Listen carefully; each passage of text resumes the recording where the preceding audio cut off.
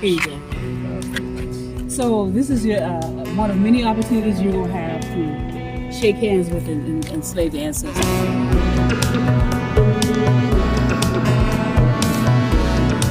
Hay un tema profundo con esto del sudeste de los Estados Unidos y el pasado colonial, en que se habla de ciudades como esta de Charleston, que son encantadoras, que lo son efectivamente, son ciudades muy hermosas, pero no son de atardeceres rosados, sino la belleza más profunda y dramática, un rojo sangriento. One of my favorite things to discuss about my city is the fact that you can shake hands with an enslaved ancestor through the bricks of Charleston. And so that is done because you can do that because of the finger marks that were left behind by those enslaved people. Just like any other agriculture endeavor, indigo, rice, cotton, those things are seasonal because you can't plant a seed any time of year. So you can't harvest any time of year, so the same thing applies to bricks. So there was a time to weather the clay, there was a time to mix the clay, there was a time to mold and dry the clay, and there was a time to fire that clay to create those bricks. And so anyways, because of the brick making process, that's how those prints are left in those bricks. And so as that clay is still moist, it's being molded, those molds are created, you know, the clay is thrown into, they make loaves and it's thrown into molds. Those molds are taken to a place where they're, you know, taken out of the molds and they're dried in the sun.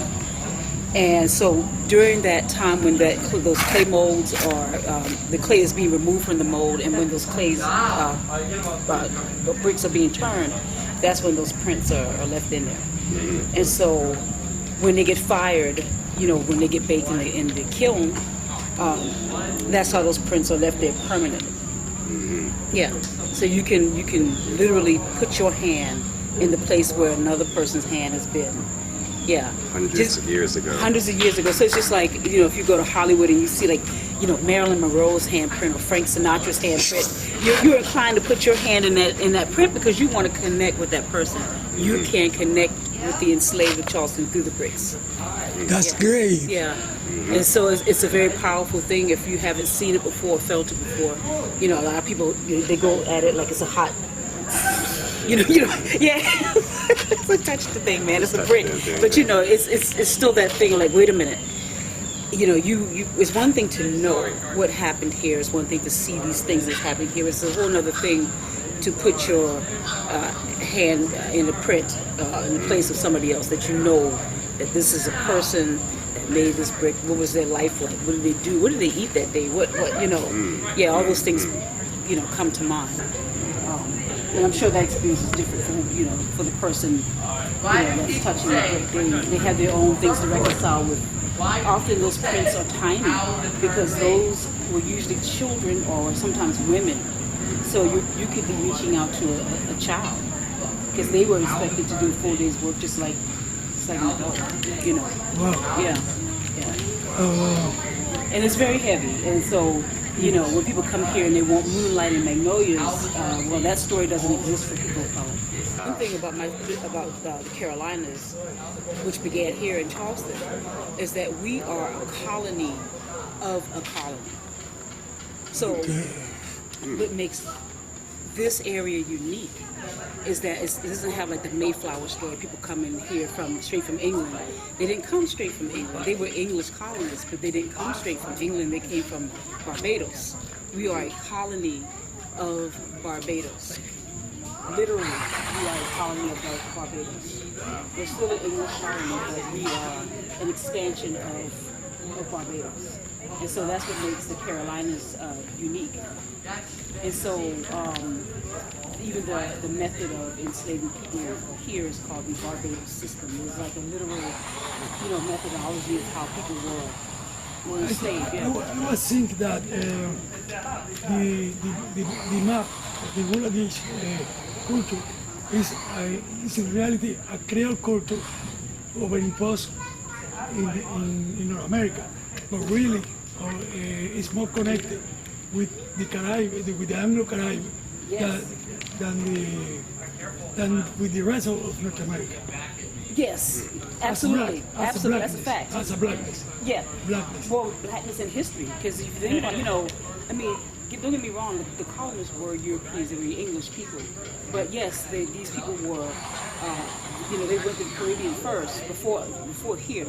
And so, you have Africans that were already brought to Barbados and lived probably for a good generation, like maybe 60 or something years, I believe. I have to get the timeline right. I'm sorry if I don't have those dates correct. But Charleston was settled in 1670. And so, Barbados, I think, was 1630 or something like that. So anyways. That's the whole generation. Right, you have a whole time to have a whole child. And so the person, one of the people, like, for example, Thomas Drayton, I believe II, he was born in Barbados. He was, the son of a person from, colonists from England. His father, Thomas Drayton. Which was a major plantation here in Charleston. Right, yeah. So when he came here, they created, what was it, Magnolia, the next, his son created Drayton Hall, and then, so a lot of the names that are in Barbados, the names are here. It's a direct connection. It's literally, we are a colony of a colony. And I think that's why we have a lot more Africanisms that survived, when we were, from the jump, black people were here, Africans were here, either through Barbados or directly from the continent. And now we're talking people who just settled, there, right? Prior to enslavement, we're talking about Africans. Well, I mean that is a thing too now, But yeah, okay. Because see, so I mean that is a thing that I am not fully researched on. But I know that even before the English came here, you have Spanish and French coming here. The Spanish, I believe, brought people into what's now known as Georgetown. So, and this is before English colonization. Right. So you had people like already before this became an official British colony. They were already fighting for this area, for this land. It's the reason why they came to. So Charleston was settled in 1670 at what's now known as Charlestown Landing. 10 years later, they were like, nah, this place, we need to get up out of here. And so 1680, that's when they came to this part of Charleston. So they were, it's a better vantage point for fighting off the Spanish. Well, we had a vested interest in this area as well. actually, the Spanish colony of the Florida was St. Augustine, I think that's what the oldest city. Was Oldest city. Yeah. the capital of the Florida colony was the island of San Mary or San Helena. I don't know. Here in South Carolina. San Mary, San Helena was the metropolis of the whole Florida colony, for Spanish. Yeah. Wow. Yeah. Yes, it was from Key West to Virginia. Okay. So and the metropolis was here. I don't know if it's San Mary or San Helena. Something happened. I was just recently learning that the Spanish retreated and left some of the slave population behind, or the people that they intended to slave, they enslaved, they left those people behind, and so those people, had kids with the indigenous population. They became indigenous themselves, They just settled into the land. Right. Oh, Where God. else they gonna go? Right. You're right. So many layers. So many. layers, This is yeah. layers and layers and upon layers of history. It is, yeah. But it's beautiful because that means that the reality is always local, Yeah. with its own density, Yes. For example, my thesis about all this is the depression, the blackness put on American culture, But as I told you, America is not a white country with a racial problem.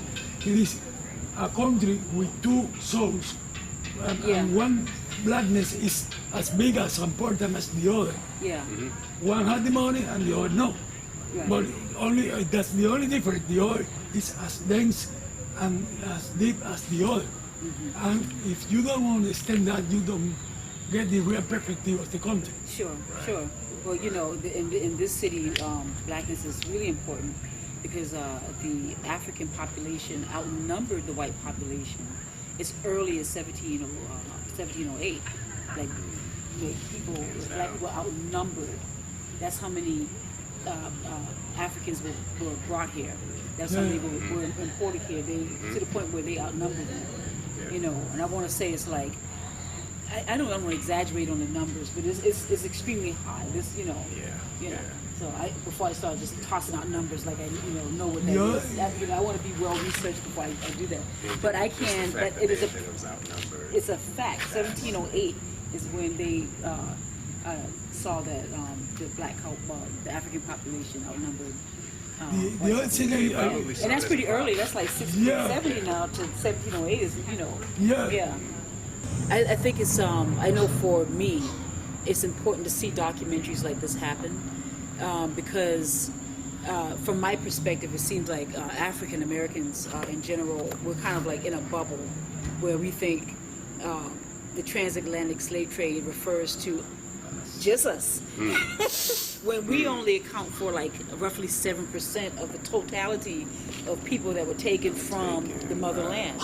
Curious to know, or curious to have this on a documentary, like the amount, when we say this city is built by blood, built with blood, the sacrifice of blood, the currency of blood, like how did that play out when, because you and I understand that this entire peninsula is one big cemetery. Yeah. How did that happen? Well, so, mortality rates were high. The people didn't live as long, and the health conditions were terrible. And it's not like, when the enslaved got sick, it was like doctor's care, you know what I mean? For, whatever, hospital, clinic or whatever. So, those cemeteries came about as a need to dispose of people quickly. Because refrigeration, that was just, and then it's hot as heck down here, it's hot and humid. Oh yeah, you're gonna be stinking pretty fast. So that's what it is. And so there are places that are not marked that need to have a spotlight spread on them. Somebody needs to say that, hey, this thing happened here. And so places that are considered like really beautiful and high-priced areas weren't always in that category. They were literal dumping grounds for people. So, the waters were dumping grounds. But then near where we met, which is Queen Street, Queen Logan Magazine, and Franklin Street, that circle, since 1680 was used as a burial ground. What happened is that you would have to pay a fee to dispose of your enslaved in that area, in that particular cemetery. But some people, because some people are cheap, didn't do that. So what they would do is go out in the middle of the night and just like anywhere, right in the streets. And it's documented that our first governor on the street. Oh yeah, and literally, because not all the roads were paved back then. They were just dirt roads. Because and then a lot of the streets that you see in this area are existed since then, like since this right, because we're in the part of the city called the Grand Model, So it was the original like map of Charleston. Yeah. It extended to like Meeting Street, and then out towards this area. So this was like we're in like what's the walled city. Charleston had a wall. So we literally don't know when we are stepping over there. No, we don't. We don't know. Oh yeah, no, we don't. We don't. And so we have to be in respect of time. As early as in the 1700s, the disposal of Negroes had to be addressed because there was so many bodies that needed to be disposed of. And so people just would start to come out and just bury these bodies. When they were renovating the Gilliard auditorium, they started to dig so they can expand and create this big beautiful place. Well, they discovered bodies that were buried beneath the Gilliard. I would imagine that they knew that when they built that Gilliard, because it's also traditional to build on top of black people here in Charleston. Yes, that is right. You're right. Yes. For what? Why? Yes. I could look at. I could take you to some. What's that? Purposely done. Oh yeah. You have a reason? Oh yeah. Is there a reason for that? They don't care. Land, property, ownership. Look at, you know. Even in, you ever heard of Marysville, right? There's a graveyard back there that's documented that people tried to bulldoze that antebellum grave site. You know, basically the enslaved people were buried there. They went in I believe it was in the 60s that they came with a bulldozer and tried to tear down all that stuff. And then somebody said, "Do the whistle," like, "Nah, you can't do that. This is right." Wow. And so they had to stop. And so now people still to this day burying their dead back there. But they were people, you know, for progress, people, they will stop at nothing. They don't care. They'll build now. They'll take your land and build now and ask questions later. This day, that is something that has to be addressed. There's a lot of there's a lot of stuff to unpack here because you know even if you talk about colonial history and antebellum and Civil War history, then you got what happened after the Civil War and all the stuff that happened after. So my name is Kornickey. I am born and raised in Charleston, South Carolina. I am right now at this moment a graduate student at the University of South Carolina working on my master's Library and Information Science. I'm also a registered tour guide for the city of Charleston,